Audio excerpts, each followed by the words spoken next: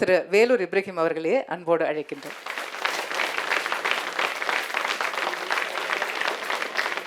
உங்கள் அனைவரின் மீதும் இறைவனின் சாந்தியும் சமாதானமும் நிலவட்டுமாக. இன்றைக்கு சிறுபான்மை சமூகத்தின் பாதுகாவலன் யார் அப்படின்னு ஒரு தலைப்பை கொடுக்குறாங்க. எப்போ பாதுகாப்பு தேவைப்படும்? சிறுபான்மை சமூகம் அச்சுறுத்தலோடு இருந்தா, பயத்தோடு இருந்தா, கவலையோடு இருந்தா அப்போ தான் பாதுகாவல் தேவைப்படும். ஆனால் பாரதத்தை பொறுத்தவரை சிறுபான்மை மக்கள் பாதுகாப்பாகவும் இந்த நாட்டினுடைய எல்லா திட்டங்களிலும் பயன்பெறக்கூடியவர்களாகவும் இருக்கிறார்கள். 140 கோடி மக்களையும் மாண்புமிகு பாரத பிரதமர் திரு நரேந்திர மோடி அவர்கள் சப்கா சாத் சப்கா விகாஸ், எல்லோரையும் அரவணைத்து எல்லோருக்குமான வளர்ச்சி என்ற ஒரு வழிகாட்டுதலை நடத்தி கொண்டிருக்கிறார். அதனால் இங்கே பயப்படக்கூடியவர்கள் யாரும் இல்லை. ஆன்மீக நம்பிக்கையாக நீங்கள் பார்த்தா கூட திருக்குரானில் சூரத்து ஜுமர் அப்படின்ற 39வது அத்தியாயம் 36வது வசனம் சொல்லுகிறது, அலைசல்லாஹு பி காஃபின் அபுதா, அல்லாஹ் உங்களுக்கு கூட இருக்கும் பொழுது நீங்கள் எதற்காக பயப்படுகிறீர்கள்? உங்களுக்கு பாதுகாவலனாக அல்லாஹ் இருப்பது போதுமானவன் இல்லையா என்று திருக்குரான் சொல்லுகிறது. ஆன்மீக நம்பிக்கைப்படி பார்த்தால் கடவுள் நம்மை பாதுகாக்கிறார். அதே போன்று அரசியல் ரீதியாக பார்த்தால் அரசியலமைப்பு சட்டமும் நீதிமன்றமும் காவல்துறையும் 140 கோடி மக்களை பாதுகாக்கிறது. அதனால் இங்கு பாதுகாவலன் என்று ஒரு அரசியல் தலைவர் எங்களுக்கு தேவையில்லை. பாரத பிரதமர் திரு நரேந்திர மோடி அதற்காகத்தான் சொன்னார், யாரும் யாரையும் பாதுகாக்க தேவையில்லை, 140 கோடி மக்களின் சேவகனாக நான் இருக்கிறேன் என்று சொல்லி இந்த தேசத்திற்கு சேவை செய்வதுதான் ஒவ்வொரு தலைவர்களின் கடமை என்பதை வழிகாட்டி இருக்கிறார். ஆனா ஐயா ஸ்டாலின் அவர்கள், மாண்புமிகு தமிழக முதல்வர் என்ன சொல்றாரு? கிறிஸ்துவ மக்களை முன்னால் வைத்துக்கிட்டு, சிறுபான்மை மக்களே உங்களை அச்சுறுத்துகிறார்கள், கிறிஸ்துவ மக்களே சிஏஏ கொண்டு வந்த பொழுது மத்திய அரசு உங்களுக்கு எதிராக அதை கொண்டு வந்தது, நாங்கள் அதை எதிர்த்து போராடணும்னு சொல்றாரு. சிஏஏ கொண்டு வந்ததில் அதிகம் பயன்பெற்றது கிறிஸ்துவர்கள். சிட்டிசன்ஷிப் அமெண்ட்மெண்ட் ஆக்ட் என்பது பாகிஸ்தானில், பங்களாதேஷில், ஆப்கானிஸ்தானில் அந்த மத சிறுபான்மையாக இருக்கிற கிறிஸ்துவர்கள் விரட்டி அடிக்கப்பட்டு அவர்கள் அங்கே பாகிஸ்தானில் வழிபாடு செய்ய முடியாமல் பாரதத்தில் 20 வருஷம் 25 வருஷம் அகதிகளாக இருந்தார்கள். அந்த அகதிகளாக இருக்கக்கூடிய கிறிஸ்துவ மக்களுக்கு குடியுரிமை தந்தது பாரத பிரதமர் திரு நரேந்திர மோடி. அதை எதிர்த்தோம் என்று கிறிஸ்துவ மக்கள்கிட்டே அவர் சொல்றாருன்னா இதை விட கொடுமையை பார்க்க முடியுமா? அதே மாதிரி இஸ்லாமிய மக்களிடத்தில் போறாரு. ரமலான் மாசத்தில் சொல்றாரு, நான் தான் ட்ரிபிள் தலாக்கை அவர்கள் தடை செய்த பொழுது எதிர்த்து போராடினும் சொல்றாரு. திருக்குரான் சொல்லுகிறது, அத்தலாக்கு மர்ரத்தானி, சூரத்துல் பக்கரா 2வது அத்தியாயம் 229வது வசனம் சொல்லுகிறது, ஒரே நேரத்தில் தலாக் தலாக் தலாக் என்று இன்ஸ்டன்ட் தலாக் விடக்கூடாது என்று. அப்போ திருக்குரான் சொன்ன சட்டத்தை திரு நரேந்திர மோடி நிறைவேற்றி காட்டியிருக்கிறார். ஆனால் திருக்குரானுக்கு எதிராக இஸ்லாமிய பெண்கள் 10 கோடி பெண்கள் அந்த கண்ணீர் இருந்தாலும் அதையெல்லாம் எதிர்த்து வாக்கு வங்கி என்கிற அரசியல்ல ஐயா ஸ்டாலின் அவர்கள் சொல்லுகிறார், முத்தலாக் தடை சட்டத்தை நாங்கள் எதிர்த்தோம். இதில் என்ன புரிதல் இருக்கிறது? நீங்கள் கிறிஸ்தவர்களுக்கு இஸ்லாமியர்களுக்கும் எதிராக இருந்து கொண்டு மத்திய அரசு கொண்டு வந்த அற்புதமான சட்டங்களை கண்மூடித்தனமாக எதிர்க்கிறீர்கள். உங்களிடத்தில் எந்த நீதியும் நியாயமும் இல்லை. நாங்கள் சொல்லுகிறோம், பாரதிய ஜனதா கட்சி என்பது நோ அப்பீஸ்மெண்ட். நாங்கள் யாருக்கும் தாஜா செய்ய வேண்டிய அரசியல் கிடையாது. நோ டிஸ்கிரிமினேஷன், யாருக்கும் பாரபட்சமும் காட்ட மாட்டோம். அந்த நோக்கம் வெற்றி பெறுவதற்கு எங்கள் இலக்கு வளர்ச்சி மிகுந்த பாரதம், உன்னத பாரதம். அதை நோக்கி நாம் அனைவரும் பயணிப்போம். தமுமுகவிலிருந்து வந்த அவர் பேர் என்னங்க, காஜா கனி அவர்கள் என்ன சொல்றாரு?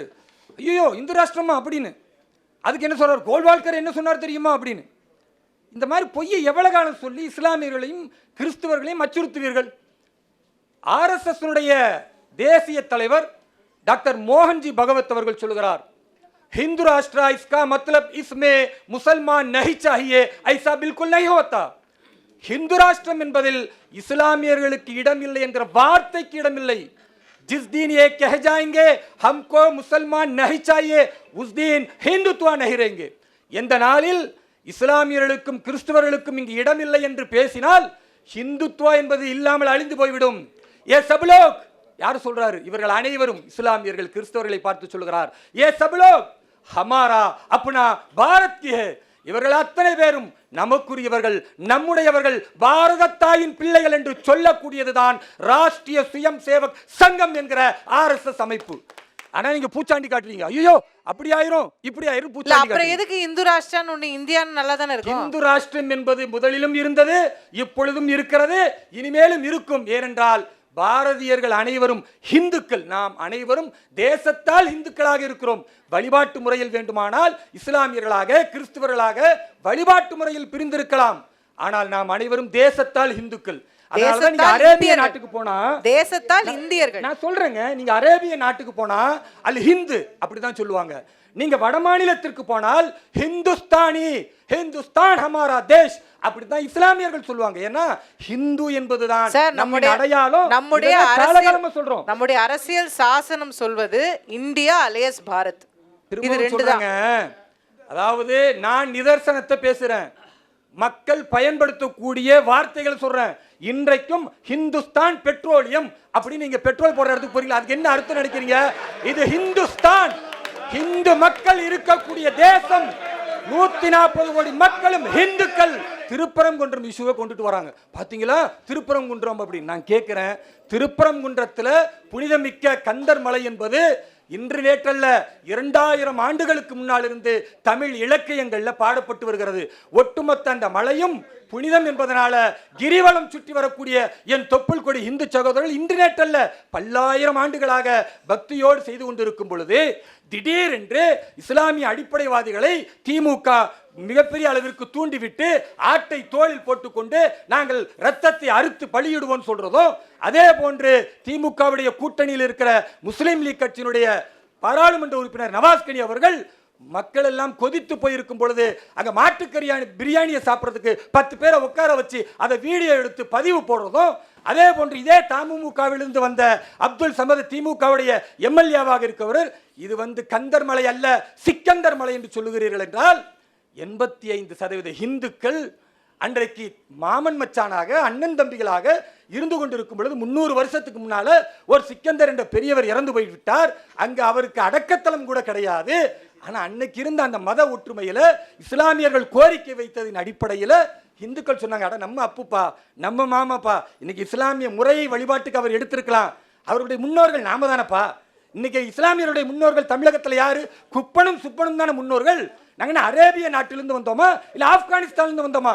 அன்றைய இந்துக்கள் பெருந்தன்மையாக சிக்கந்தர் அவுலியா தர்காவிற்காக கொடுத்த இடத்தை இன்றைக்கு நீங்கள் வைத்துக்கொண்டு 2000 ஆண்டுகளாக இந்துக்கள் தீபத்தூணில் தீபம் ஏற்றியதை ஆங்கிலேயர் காலத்தில் தடுத்த ஒரு விஷயத்தை மீண்டும் நீதிமன்றத்தின் மூலம் போராடி இந்துக்கள் நிலைநாட்டும் பொழுது தர்கா கமிட்டி என்று சொல்லி மத வெறுப்பை இந்துக்களுக்கு மத்தியில் உண்டு செய்வதற்காக தீபத்தூண்ல தீபம் ஏற்ற விடமாட்டோம், அந்த தீபத்தூணு தர்கா கமிட்டிக்குன்னு சொன்னா அது இந்துக்களுக்கான உரிமை என்பதை இஸ்லாமியர்களும் கிறிஸ்தவர்களும் சொல்வதோடு தீபத்தூண்ல தீபம் ஏற்றும் பொழுது இஸ்லாமியர்களும் கிறிஸ்தவர்களும் போய் நிக்கணும். ஒரு ஜோதி ஏற்றுவதை இஸ்லாமியர்கள் எப்படி தடுக்க முடியும் நான் கேட்கிறேன். திருக்குரான் சொல்லுகிறது அல்லாஹ் நூறு சமாவாத்தி வல்லர், வானத்திற்கும் பூமிக்கும் இறைவன் ஜோதியாக இருக்கிறான் என்று, இறைவன் ஜோதி வடிவானவன் என்று திருக்குரான் சொல்லுகிறது. ஆனால் ஒரு ஜோதியை ஏற்ற இஸ்லாமியர்கள் பெயர்ல 4 பேர் தடுப்பான், அதுக்கு பின்னால திமுக இருக்குன்னா எப்படிங்க பொறுத்துக்க முடியும்? திருக்குரான் சொல்லுகிறது வலாத்து சுப்பல்லதீன எதுவுன விந்தூனில்லா, நீங்கள் பிற மதத்தின் நம்பிக்கைகள் வழிபாட்ட ஏசிவிடக்கூடாது, பேசிவிடக்கூடாது, மதிப்பளிக்க வேண்டும். லக்கும் தீனுக்கும் ஒளியதீன், அவர்களுடைய மார்க்கத்தை நீங்கள் போற்றுங்கள், உங்களுடைய மார்க்கத்தை அவர்கள் போற்றட்டும் சொன்னா தீபத்தூணில் தீபம் ஏற்றும் பொழுது மச்சான் நான் வரேன், மாப்பிள்ள நான் வரேன், இஸ்லாமியர்களும் கிறிஸ்தவர்களும் இந்துக்களோடு இணைந்து போகணுமா? அல்ல நீ ஏற்றுவதை நான் தடுப்பேன் என்று இஸ்லாமியர்கள் சில அடிப்படைவாத சக்திகள் சொன்னால் அதை காப்பதுதான் காவல்துறையுடைய வேலை. காவல்துறையை கையில் வைத்திருக்கிற ஐயா ஸ்டாலின் அவருடைய வேலைன்னா இது இந்துக்களுக்கு மட்டும் எதிரானது அல்ல, இஸ்லாமிய நம்பிக்கைக்கும் எதிரானது. அதே மாதிரி எப்படியெல்லாம் இஸ்லாமியர்களை பயமுறுத்துறாங்க. ஆர்டிகல் 370 வந்தா ஐயோ இஸ்லாமியர்களுக்கு ஆபத்து, சிட்டிசன்ஷிப் அமெண்ட்மெண்ட் ஆக்ட் சிஏஏ வந்துட்டா ஐயோ இஸ்லாமியர்களுக்கு ஆபத்து, இப்ப புதுசா எஸ்ஐஆர் கொண்டு வந்தா ஐயோ இஸ்லாமியர்களுக்கு ஆபத்து. எங்கேயே ஆபத்து? இங்க கொடுமை இந்துக்களாக இருந்து கொண்டு அவர்கள் இஸ்லாமியர்கள் பக்கம் பேசிட்டா அதுக்கு பேர் மத நல்லிணக்கங்க. ஆனா வேலூர் இப்ராஹிம் நான் ஒரு இஸ்லாமியனாக இருந்து கொண்டு இந்துக்களின் உரிமைகளுக்காக பாதிக்கப்படக்கூடிய இந்துக்களுடைய அந்த நம்பிக்கையை போற்ற வேண்டும் என்பதற்காக குரல் கொடுத்தால் ஐயோ பாத்தீங்களா இவர் கலவரத்தை ஏற்படுத்துறார். எதுங்க கலவரம்? பிரசன்னா சொன்னாரு நான் தொப்பி போடவில்லை 30 நாட்கள் நோன்பு வைப்பேன்னு, அது எங்களுக்கு தேவையில்லை. தொப்பி போட்டு நோன்பு வைக்க தேவையில்லை. நீங்கள் கடவுளையே நம்பாதவர்கள், நபிகள் நாயகம் கடவுளை நம்ப சொன்னவர், அவர் சொன்ன வழிமுறை தான் நோன்பு. அதை எப்படி நீங்க கடைபிடிக்கலாம்? அது நியாயமா? அது கேள்வி இல்லையா? அதுல ஏதாவது நன்மை கிடைக்குமா? நான் நோன்பு வைக்கிறேன்னா எனக்கு சொர்க்கம் கொடுப்பாரு கடவுள் நம்புறேன். நீங்க 30 நாள் எதுக்கு நோன்பு வைக்கிறீங்க? இஸ்லாமியர்களை ஏமாத்தவா? இந்த கேள்வி கூட்டுங்க தேவையில்லை. நாங்க என்ன சொல்றோம்னா, இஸ்லாமியன் இஸ்லாமிய அடையாளத்தோடு இரு, ஹிந்து ஹிந்து அடையாளத்தோடு இரு, கிறிஸ்துவன் கிறிஸ்துவ அடையாளத்தோடு இரு. ஓட்டு பிச்சைக்காக நீ நடிக்காத அப்படின்னு நாங்க சொல்றோம்னா அதுதான். எழுதி வைத்துக் கொள்ளுங்கள். இஸ்லாமிய கிறிஸ்துவ வாக்குகள் என்பது சிந்தாமல் சிதறாமல் பாரதிய ஜனதா கட்சிக்கு, அனைத்து இந்திய அண்ணா திராவிட முன்னேற்ற கழகத்துக்கு வீழும். தேர்தலில் வெல்வோம். கடவுள் மறுப்பு காட்டு மிராண்டிகளை விரட்டி அடிப்போம் என்று கூறி வாய்ப்பிற்கு நன்றி கூறி விடைபெறுகிறேன். எல்லா புகழும் இறைவனுக்கு. ஜெய் ஹிந்த், வந்தே மாதரம், பாரத் மாதா கி ஜெய்.